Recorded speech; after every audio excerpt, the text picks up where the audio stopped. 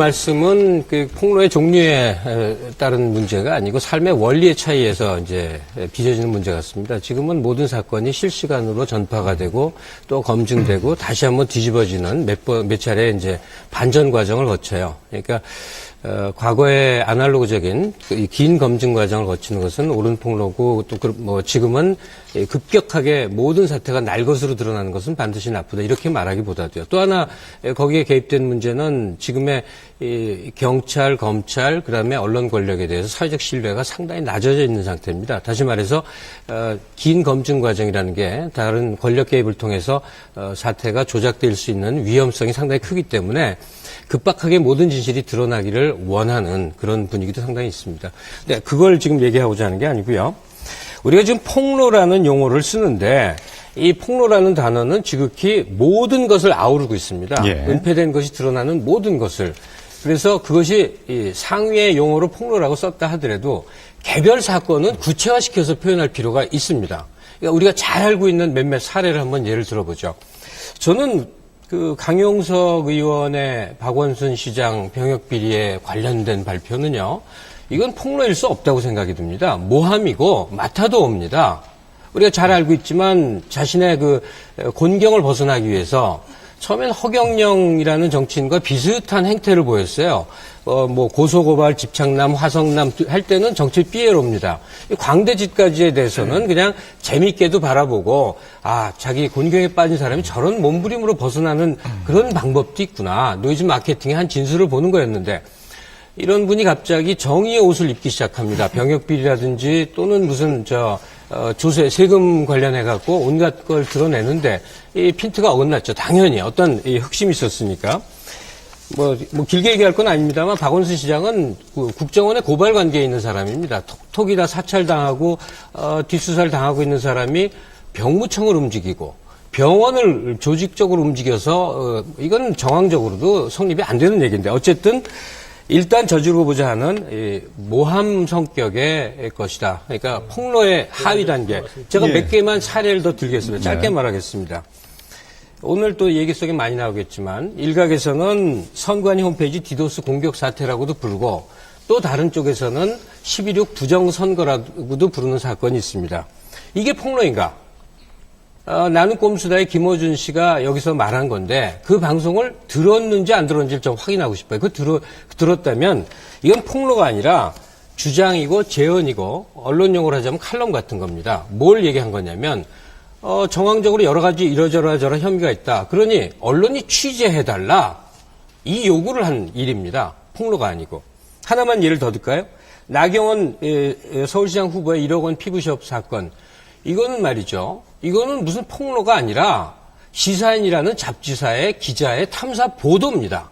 보도 기사 내용이에요. 예, 알겠습니다. 그러니까 어떤 것은 모함에 해당되고 어떤 것은 주장이나 재언에 해당되고 어떤 것은 보도 기사다. 이렇게 좀 하위 단위에서 이 사실을 좀 명료하게 볼 필요가 있다는 얘기입니다. 제가 조금 말씀을 드릴게요. 관종이 있고 이런 의학 용어를 얘기합니다. 이거 코미디 같은 얘기죠. 그러면 분명히 누군가의 도움을 받았겠죠. 연세대 의대 한모 교수라는 분이 아예 이 홈페이지 어딘가에 글도 올리고 그랬습니다. 확신한다고. 절대로 20대의 몸이 아니고 30, 40대의 몸이라고. 굉장히 분노하는 사람이 많았습니다. 멀리 들지 않겠습니다. 제가 집에 같이 있는 사람이 내과 의사입니다. 내과 전문의를 22년째 하고 있는 사람이에요. 기가 막혀 하는 얘기를 들었어요. 의사가 할 수 있는 발언이 아니라는 거예요. 첫째, 예전에 방사선과라고 그러고 영상의학과가 확증을 해줘야 되는 건데 어떻게 소아외과 전문의가 저걸 자기의 소견으로 얘기할 수 있는 거며 또 하나는 환자의 신체 상태를 점검하지 않으면서 MRI 영상 하나로 확신을 말한다는 건 도저히 전문 의사의 상식으로 있을 수 없는 거라는 거예요. 만약에 그 견지에서 본다면 한모 교수는 전문가의 사회적 권위를 이용해서 정치를 한 겁니다. 다시 말해서 그것이 객관적으로 옳으냐 그르냐 당부당을 보는 것이 아니라 정치적 이해관계에 따라서 어떻게든 그 의견에 복무하려고 하는 그런 분위기가 있단 말이죠. 나경원 피부과 사건도 대표적인 겁니다. 나경원 씨는 1억 원을 낸 적이 없다라는 쪽으로 여론몰이가 되는 걸 보면서 상당히 기가 막혔는데 저는 시사인의 보도를 꼼꼼하게 읽어봤습니다. 그건 뭐냐면 1년 연회비가 1억인 피부과를 다녔다는 얘기입니다. 그래서 그 당사자가 550만 원을 냈건 1000만 원을 냈건 그건 별개의 문제고 1억 원짜리 특권층이 다녔다는 겁니다. 어제도 다시 보도가 나왔죠. 바로 그 나경원 전 의원이 거기로부터 150m 떨어진 다른 피부과에 갔는데 거기는 연회비가 7,200만 원짜리라고 보도가 나왔습니다. 어쨌든 그것은 보도 과정입니다. 즉 한 정치인을 검증할 때 그의 이 공약 검증도 있겠지만 도덕성 검증도 있는 겁니다. 그래서 피부의 아름다움이 무엇보다 중요한 후보를 우리 유권자가 지지해서 뭐 투표를 할 수도 있는 것이고 그건 곤란하다. 이런 삶의 자세로는 서민의 삶을 대변할 수 없다라고 해서 반대표도 던질 수 있는 근거 자료의 제시였던 겁니다. 이것이 무슨 사회적 폭로입니까? 기자의 알겠습니다. 마땅한 보도죠. 아까부터 지금 홍 교수님 기다리고 계신데. 네, 제가 좀 그러니까 이 뭐 두 가지 사안의 사실 여부를 갖고 지금 많이 얘기하면 그 뒷북이 됩니다. 예. 네, 그러니까 한 단계 좀 넘어가서 말이죠. 왜 그런데 그거에 열광하는 사람들, 그거에 네. 분노하는 사람들, 이 반응이 이제 만들어질까 이런 건데 결국은 뭐 과거에도 폭로는 계속 있어 왔었던 건데 이명박 정부라는 특정한 시기, 그러니까 민주주의를 교육받았던 처음부터 다시 생각해봐야 됐던 특정한 시기의 산물인 측면이 상당히 많습니다. 긴 얘기를 할 수는 없는데 그래도 최대한 이 얘기는 하고 싶은데 이명박 정부는 이제 전체주의 사회를 만들고자 이제 기도했다고 생각이 들어요. 근데 이제 히틀러의 전체주의와 다른 점은 그때는 히틀러 시기는 아주 극악한 인종주의에 기초를 해서 경찰, 군 이런 걸 동원을 해서 이제 그런 파시스트들의 사회를 만들었는데 이명박 대통령으로 대표되는 그 한 세력은 지금 뭘 꿈꿨냐면 대중사회에 고유하게 존재하는 속성 중에서 그 탐욕과 이기심이라고 하는 아주 무서운 그 기제가 있습니다. 그것을 예컨대 747 같은 공약으로 이제 이렇게 끊임없이 부추기는 겁니다. 그래서 소위 시장 전체주의 그리고 인문적 용어로는 부드러운 전체주의라고 표현하는 그런 하나의 새로운 사회를 만들고자 노력을 했던 것 같아요.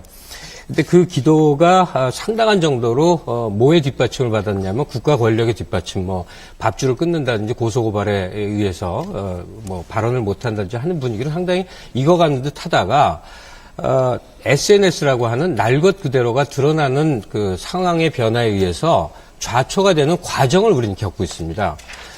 이 긴 얘기를 왜 드렸냐면 사람들이 심리적으로 상당한 정도로 위축돼 있고 사실이 사실이어도 진실이 진실이어도 뭔가 말할 수 없는 분위기, 이런 분위기 속에 몇 년을 휘둘렸던 겁니다. 예컨대 이성이 작동한다면 합리적으로 가장 의아한 일이 천안함 사건 같은 건데 이거는 완전히 이념 문제랑 딱 직결되면서 무슨 말을 못하는 분위기 같은 게 돼 있습니다.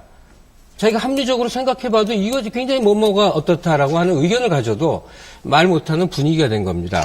그런데 근래 와서 특히나 이 근래 가면 갈수록 공개적으로 소위 태도의 문제, 애티튜드, 겁내지 말고 내 의견을 소위 쫄지마 이제 선언인데 내 의견을 드러내서 말한다 하는 일련의 사회활동가들의 말이 대중들의 열광적 관심을 받게 된 지금 겁니다. 뭐 이제 수용자 얘기를 하면서 이게 문제라는 거죠. 네, 제가 좀 얘기를 하고 싶은데 이게 생방송이지 않습니까? 제가 말씀하십시오. 바로 오늘 오전에 과기총에서 하는 SNS 환경 토론자로 참여를 했었는데 가르침만 잔뜩 받고 왔습니다. 근데 지금 진 교수 하는 것 속에 좀 드는 생각이 있는데 이미 정론의 환상은 깨진 겁니다. 그러니까 사실 뭐 앞에 계시긴 한데 조중동으로 대표되는 보수 언론이 언론 지형의 70%, 80%를 차지하면서 의제 설정 능력, 여론 주도 능력 등등은 이제 굉장히 상실돼가 있는데 그 증거로 많이 나오는 게 이집트의 무바라크 정권이 아주 철옹성 같았는데 17% 정도의 SNS 사용률을 가지면서 그 SNS에 의해서 그 정권이 무너지다시피 했어요. 근데 우리 6.2 지방선거가 여론조사는 전혀 다른 양상으로 예컨대 뭐 한명숙 후보와 오세훈 후보가 큰 차이가 날 줄 알았는데 막상막하였다든가 할 때 SNS 사용률이 12%로 조사됐던 겁니다. 지금 앞으로 훨씬 더 증가될 것이고 올해 정치의 계절이기 때문에 훨씬 더 커져 나갈 것인데 이제는 종이신문에서 논리를 동원해서 쓰여진 그것의 시대에서 이땐 디지털 환경에서 실시간으로 무엇이 던져지고 지금 말씀하신 대로 굉장히 비판적으로 얘기할 수 있는 양상이 먼저 드러납니다. 어떤 의견으로 이리 쏠리고 저리 쏠리고 뭐 몇 차례 굴절을 겪어요. 그러면서 이른바 집단 지성에 의해서 얘가 정제돼 나가는 과정을 겪게 됩니다. 이거 체험입니다.